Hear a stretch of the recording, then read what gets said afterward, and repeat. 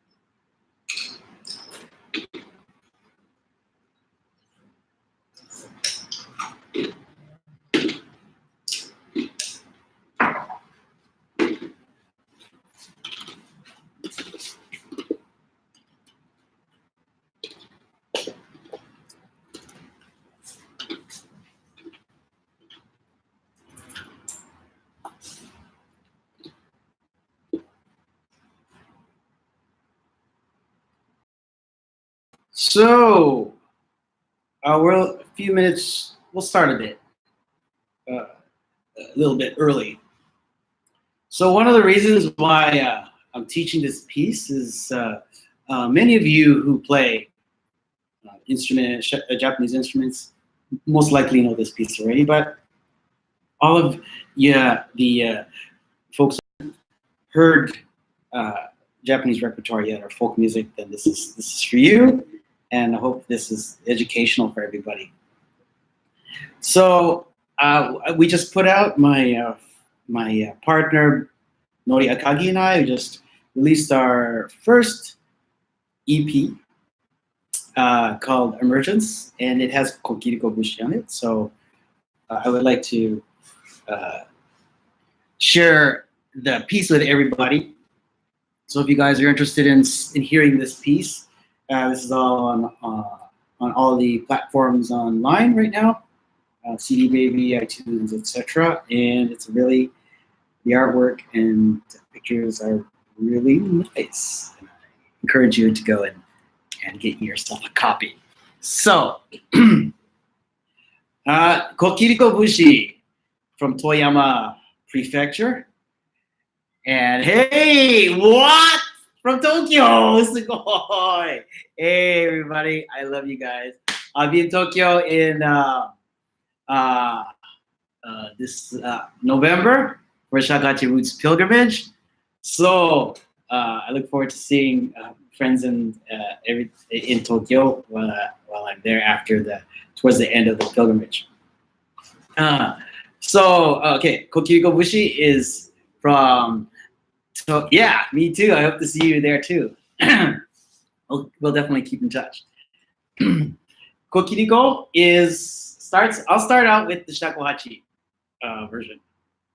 Okay, so Kokiriko is one of the first minyo that I learned many years ago, and so it's beautiful because it's very simple, and it is using the pentatonic scale of Shakuhachi, and of all basically the pentatonic scale, the 5-tone scale of the folk world, of the minyo world.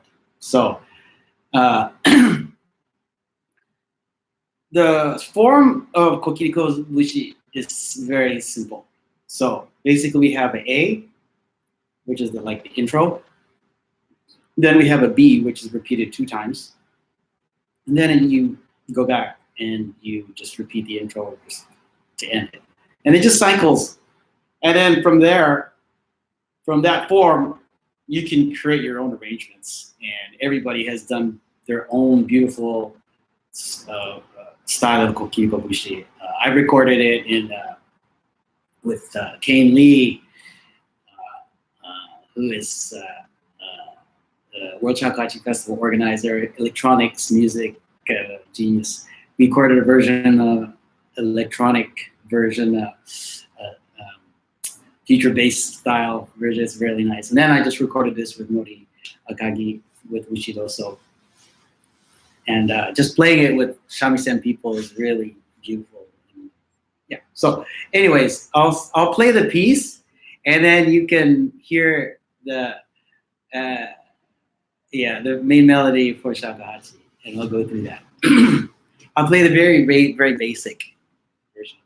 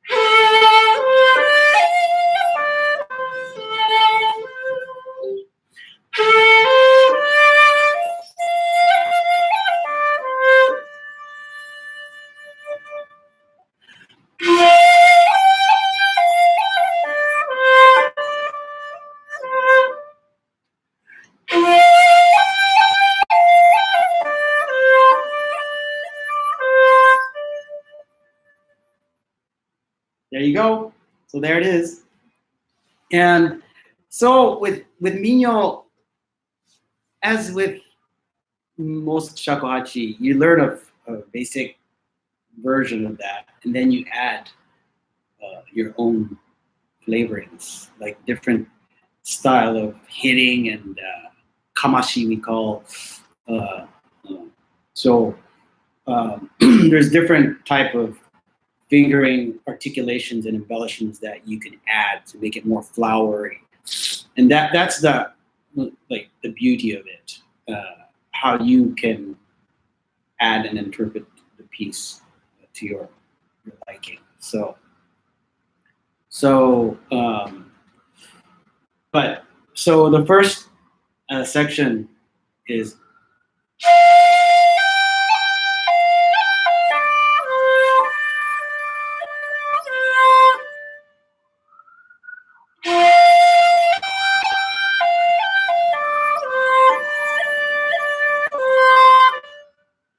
So that intro, if you're interested in the notation, just give me an email, and I'll send you the notation for free. It's my gift to you. So, so that was, as you can see, how I was. If you first learn shakuhachi, you just basically learn.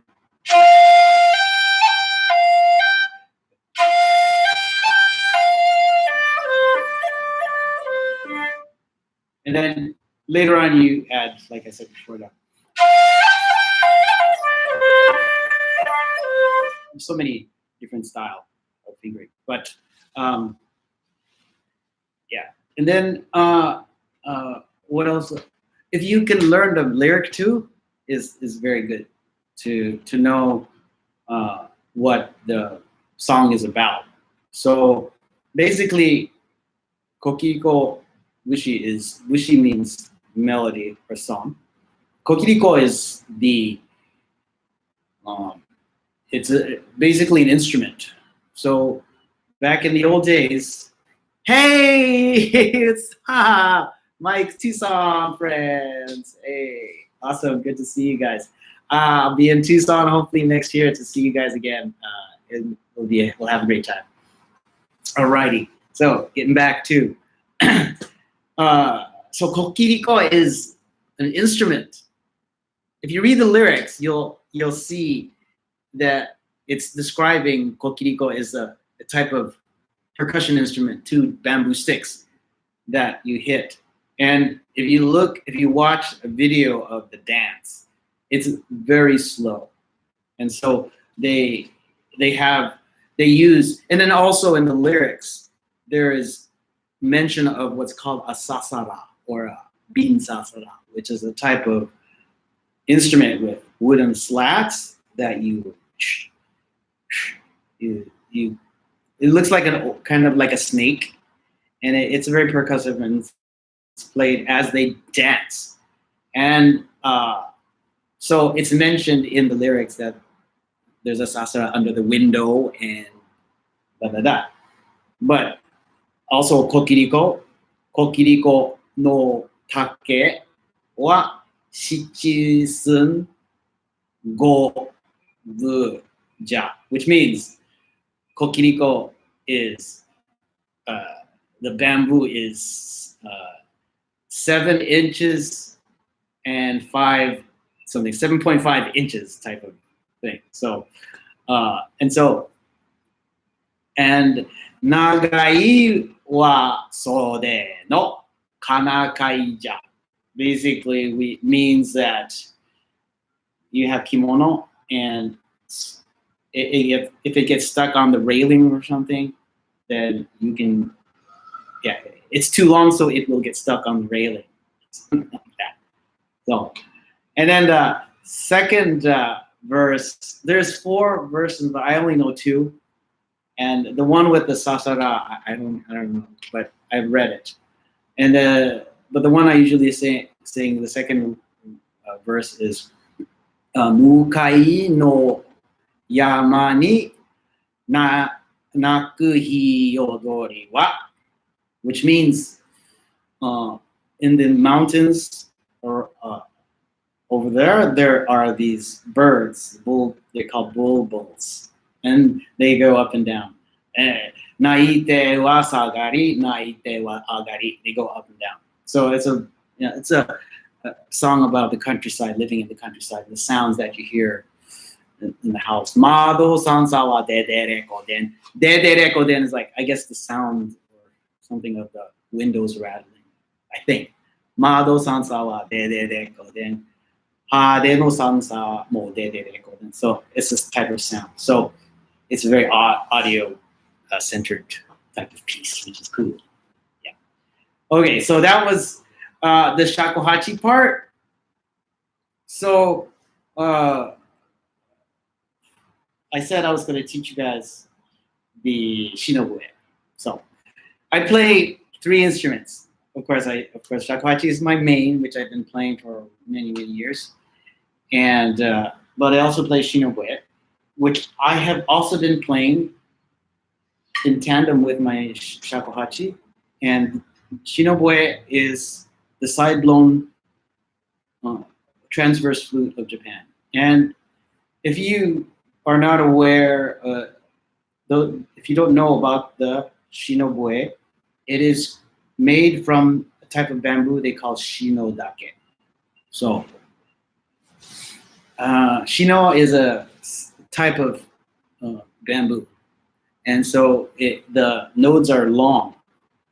Well, from one note to the next note is long, as opposed to the madake of the shakuhachi, which is a very kind of shorter, and of course it's fatter.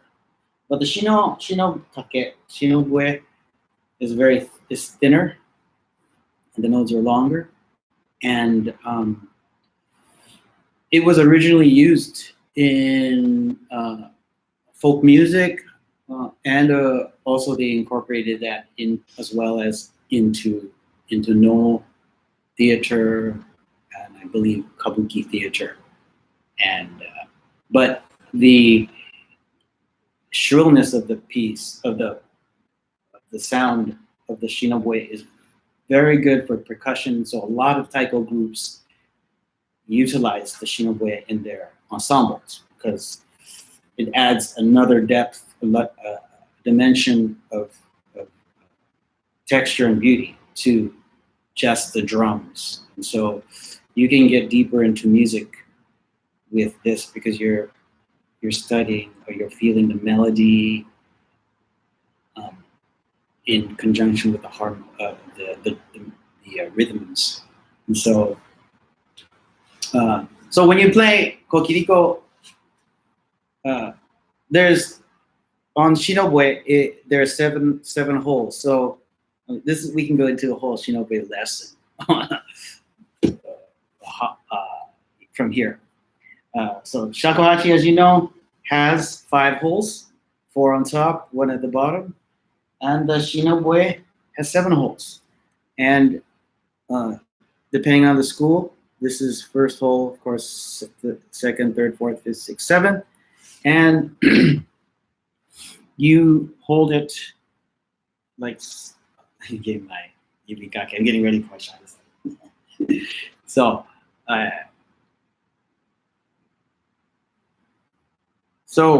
When we do, I'll play Kokiriko. Yeah, starting.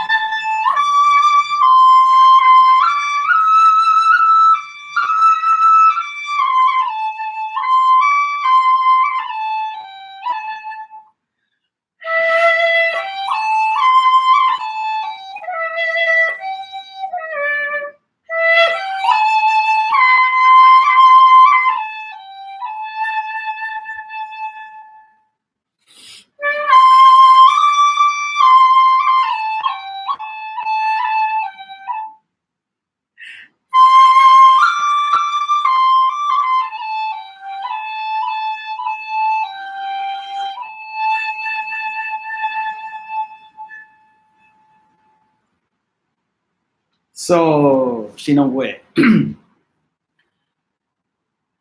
The blowing styles are quite different between the two. There's some similarities, obviously, as they are both wind instruments, flute instruments, and, you know, being aware of how your embouchure works.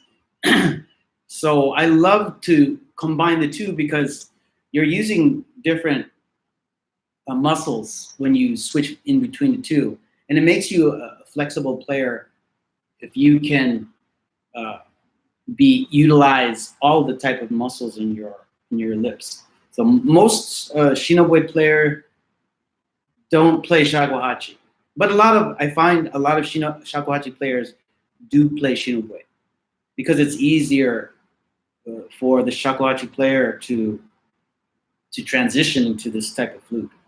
Whereas there's so many different muscles that you have to control in the shakuhachi. So it takes a lot more time and effort to transition if you've been playing Shinobue for a long time into the shakuhachi. So, but I remember in the beginning days, Shinobue, to get the good sound, I mean, it takes a long time to really develop your musculature.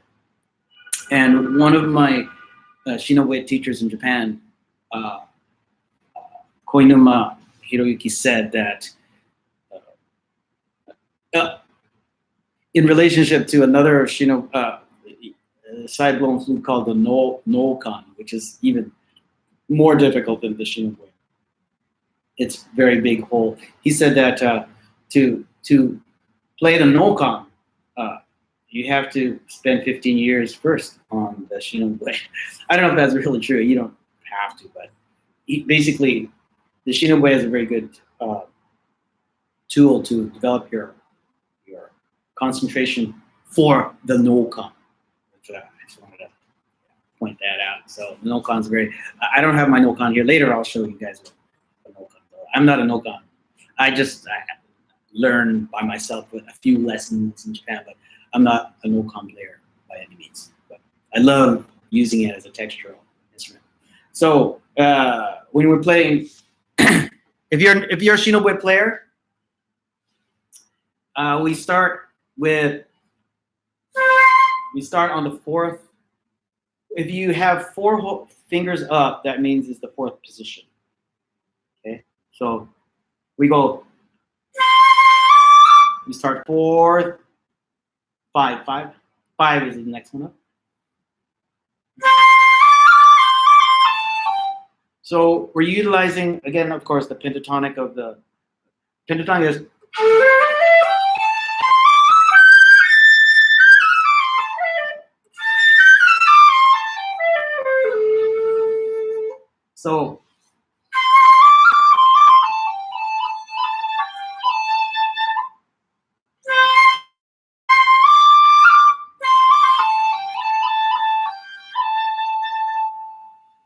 So how you to do these little articulations? If you ask me for a notation, I can show you, but and you can look on which fingers to articulate. So there's different. You can use different fingers, but for example, on the 2, I'm articulating with the 3rd finger, right? And then when I'm doing 4th position or 5th position, I'm articulating with the 7th hole.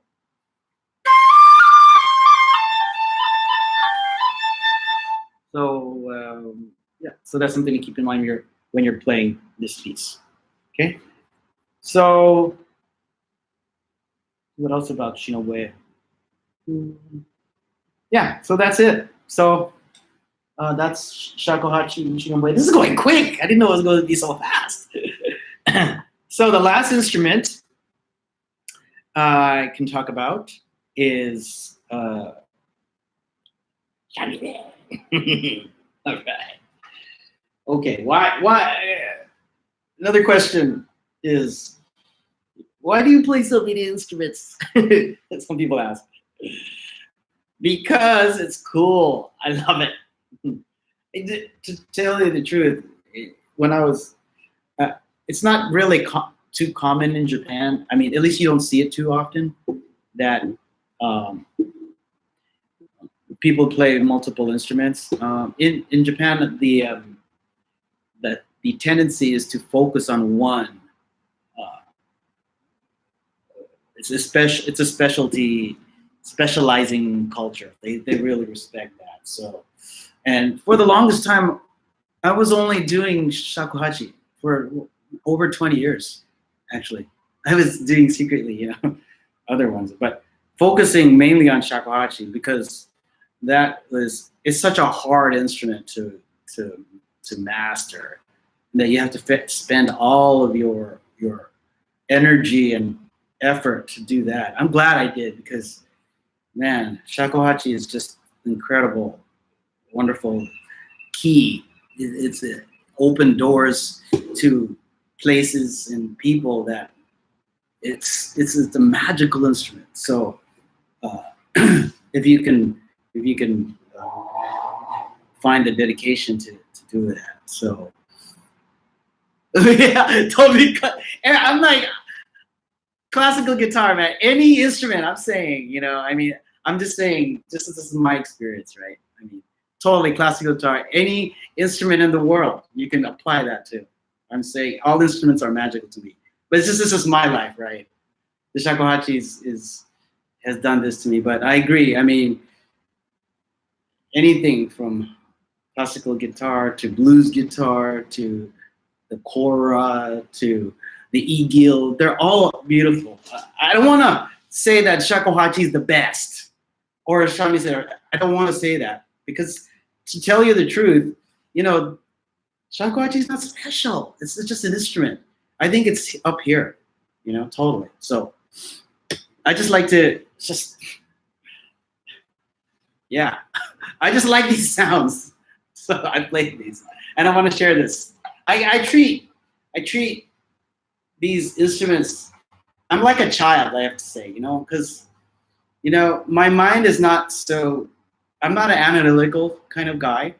I kind of just play because I feel it. I love the sound and stuff, and so I just I want to show and tell kind of thing. You know, have you ever been to like when you were like in 5th grade or something? You had that, you know, show and tell time where people, you know, all the kids they would be asked to put like toys in a bag or something in a bag and then bring it to class, and everybody has to take it out and tell. You know, that was my favorite time of school times, is show and tell time. So I love that. So this is what this is basically the feeling I want to give you guys, a show and tell, and saying that, you know, one instrument is better than the other. I really don't believe that. Although I love the shakuhachi and stuff, you know, one instrument is not better than the other. I respect all instruments of the world. It's just you have to focus on something, right? So, and I just tend to. Anyways, getting back, let's get to Shamisen. So how to play Kokiriko on Shamisen? It's super easy. It's really, and it's one of the most pleasurable instruments, and it's the most one of the most amazing songs that people really enjoy listening to when I play for public. You know? So when you, for the tuning of the shamisen,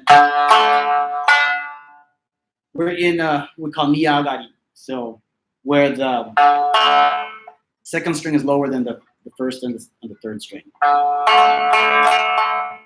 Okay, so there's various tunings for the shamisen. So this is niagari. Okay, so and this tuning I'm tuned to D, A, and D, which is good for shakuhachi. So any shakuhachi players out there, you want to jam with me? It's all good. All right. So so let's play the piece. Here we go. Same structure as the other ones. A, B 2 times, and then A again. Okay. Here we go. Very simple.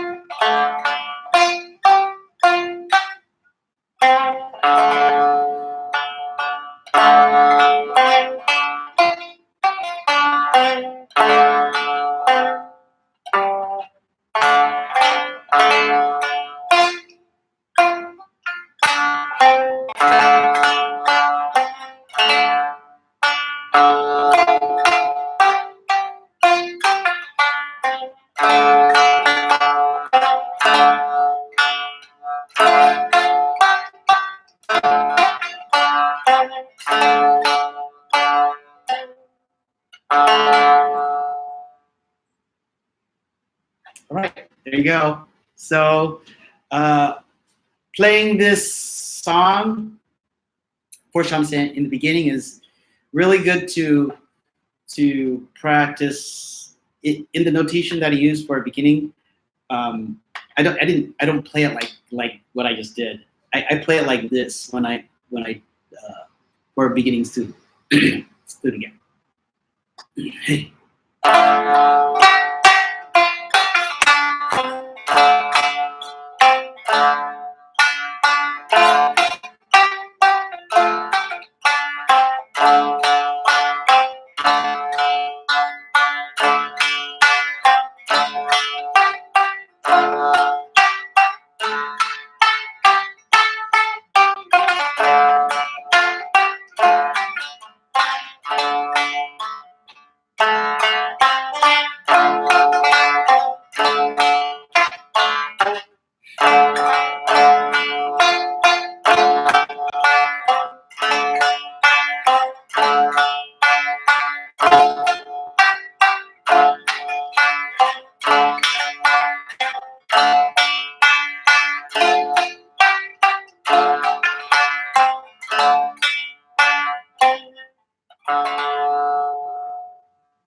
Okay, So I play it with this type of motion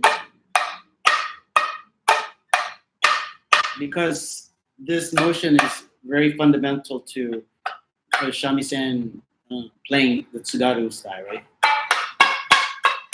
So this is training you to get used to this.